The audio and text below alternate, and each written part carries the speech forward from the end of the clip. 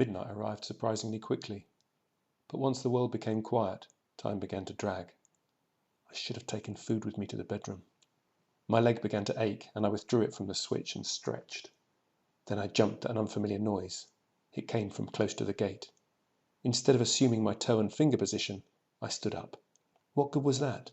Well, it was good in that it gave me a clear view of my enemy. He was a familiar figure, and he stopped at the edge of the decking, unaware that I had him in my sights. I reached to my left and felt around on the desk. Something cold and metal came to hand. I composed myself, raised my arm, and threw the stapler. It missed and landed on the grass. His body tensed. He listened. Nothing.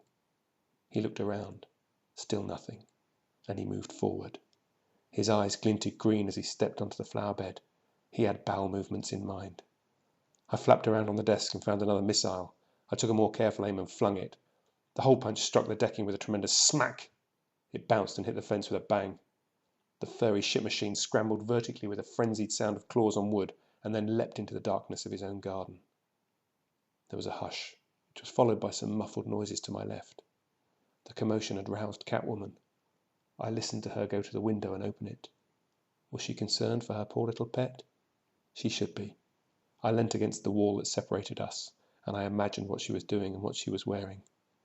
The images I mustered were predictable and rather fun, and I enjoyed them for some time after she'd returned to her bed. By 2 o'clock, I'd resorted to touching my eyeball to stay awake. With the exception of the distant traffic on the A34, my ears had no company. This was how I imagined loneliness to be. My bladder was filling with the last dregs of the day's tea marathon.